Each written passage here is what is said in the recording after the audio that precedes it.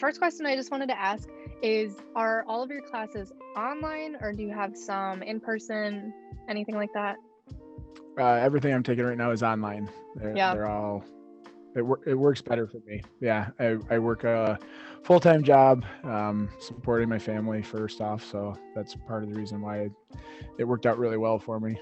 Yeah, totally understandable. With online, honestly, I feel like it's been really helpful too, just for like Yeah. schedules and everything. But Oh yeah. Yeah. I mean, the fact that I can kind of work at my own pace has made it super easy for me. And, yeah, there's still deadlines I have to meet and everything, but for the most part, it's kind of nice because I don't have to like worry about driving downtown after working a, 12-hour day and then heading down to class. So it makes it yeah. really nice. So I took class like years ago when I was a younger man, which sounds so weird to say. I'm not gonna lie, but yeah, I mean, when I was in my early 20s, I took some classes through the college, and back then there was nothing like this. We had no online anything. It was all on-campus classes. So it's definitely a different learning curve that I'm having to go through. But yeah, this was the first that I could get into because of the Frontliners First program. So I was able to sign up, get through that, get approved, and then I got in as soon as I could. So I have a different, like I told you, I have like a whole different side of life compared to a lot of people who are in college right now, because this has been 20 years for me since I've been in school. So to hmm be starting brand new after doing 20 years of working and being out in the workforce, it's definitely a life-changing experience, and I'm enjoying it. So Yeah.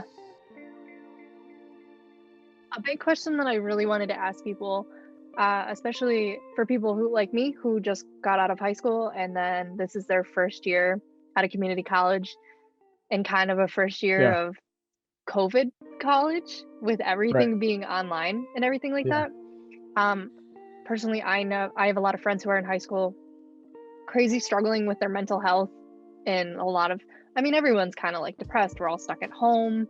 Um, hmm for people like you and me, I guess, who have completely all online classes, who don't go to campus and don't get to go out and really like interact with like other students, would you say that, I guess, like, how is your mental health, I guess, with sure. everything going on?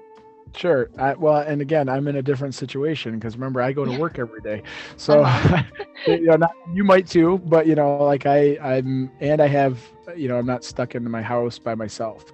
So, I'm married and I have 4 children. And so my wife and I, are very busy all the time. um, so it's it might be I go to work and I work 12 hours and then I come home and I tell my kids, hey guys, daddy's got to go do some school real quick, and then once I'm done with school, I'll come up and spend some time with them, and then they'll go to bed, and then I go back down and do more school in the basement, and so that part would be probably the part that's the mental health struggle for me, is just the trying to balance the classes and work and family life, and I don't want to take away from my family in any way, shape, or form, because that's the first most important thing for me, obviously. So there is a mental struggle there, in that aspect, because I want to do really good in school. I really want to do good. The challenging part is, how do you do well in school and how do you do well as husband and father still, and so that would be the mental hardness for me, the mental health problem. But I think I'm doing good. My wife and I sit down and talk regularly and try to work through, hey, how could we make this easier, how could we make this better, how could we do that. I totally understand. I get the loneliness though too. I mean, like after I got out of high school myself, I was living on my own, living the bachelor life. I didn't have anybody that I was seeing regularly, that kind of thing. So it was just kind of do your own thing. And so I get it. The last thing I just wanted maybe for you to touch on a little bit, is about the opportunity for you about the frontliners. I'm just curious too about it all. Sure. So last year, the governor put through and proposed, and then it was passed that they were doing this Frontliners First program, that anybody that with the first wave of the pandemic that had to work, I think it was 13 weeks or 12 of the 13 weeks or something like that of that original pandemic, you know, when it back in March or April of last year. If you had to work during that time and your job required you to be there, then they were going to help you with this grant essentially and make it so that you could go back to school and the grant would pay for your schooling. Oh, nice. So Okay. yeah, so I applied for it, and so my job, it requires me to drive. You know, I drive garbage truck. So driving garbage truck, you know, garbage is essential. If you if you don't Yeah. realize that, then just don't take your trash out for a couple of weeks and watch how quick it piles up. You know, like it's a Yeah. very essential thing. So so we were considered frontliners and we were considered essential employees, and we had to stay out there and work during the whole time. And you know, it was scary at times just because there was so many unknown things about what was going on with COVID, you know, and nobody could say how bad it really was or what was happening. You know, it was all over the news. People are dying from it. And, you know, it was, so there's times that it was like, I don't want to get out and have to deal with anybody's trash because you don't know who had it or didn't have it, you know. And so there's a little bit of, you know, a little bit of sketchiness to it, but at the same time, it was like I didn't want to be fearful of it and be afraid, you know. So I just kept doing my job and doing my thing. And so it was kind of cool that they came out with this program to help anybody who was in that situation to better themselves and get a degree. And so I think so. And don't quote me. You can quote me. It's fine. I just don't know if it's right or not. But it's something along the lines of if you have no degree whatsoever, you can get an associate's degree, or you have the ability to obtain a certificate. So like if you wanted to do just a leadership certificate or something, you know, you could get the leadership certificate, or if you wanted to get just a skilled trade, so like electricians, plumbers, that kind of thing, if you wanted to get one of those skilled type trades, you could do that, and the program would pay for all of that through the grant. So it was nice getting into that. It did have some hiccups, some things that weren't as smooth as it was made to be. You know, it sounded like, oh yeah, you're going to get into it and it pays for your schooling and everything is, you know, great and fantastic. And then in reality, the rough part of that whole grant was that, so because I live in Jenison, I'm not technically considered a resident, even though there's not a single Grand Rapids Community College type college closer to us other than Muskegon.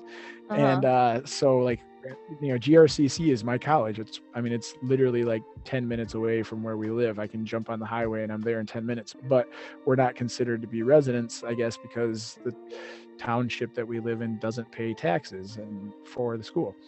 Or Ottawa County, I guess, doesn't pay taxes for the school. And so because of that, you know, the way the Frontliner worked out is I had to first apply for the Pell Grant, and then through the Pell Grant, anything that was remaining on the course classes would be picked up by the Frontliner First program.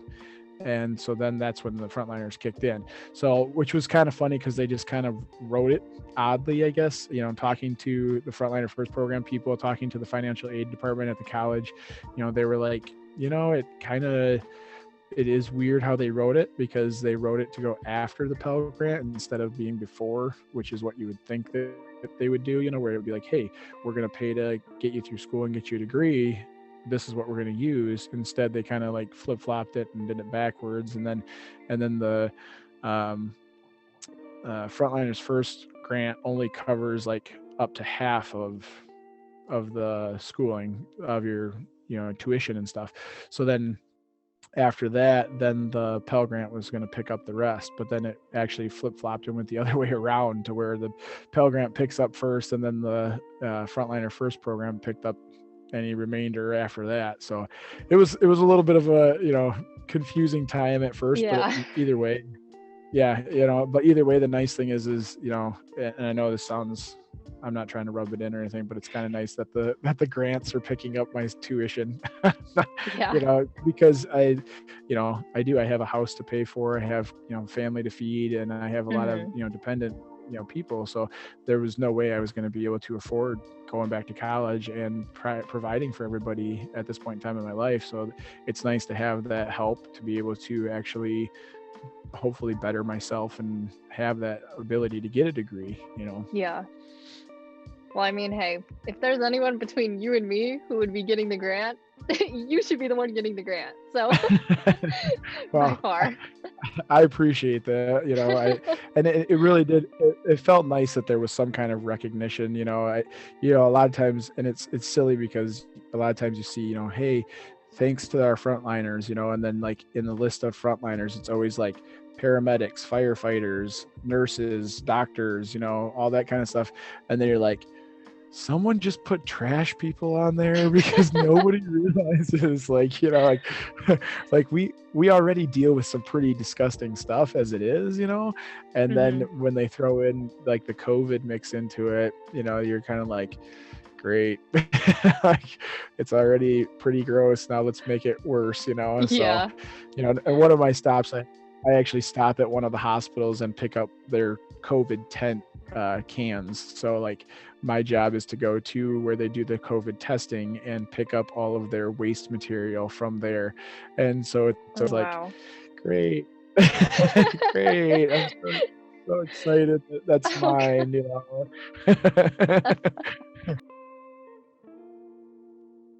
And I want everybody out there to know that it gets better. Don't worry, it'll be okay. So if there's any words of encouragement that I can give to you and other students, hey, this is temporary. It's a saying that I was always told growing up was, this too shall pass.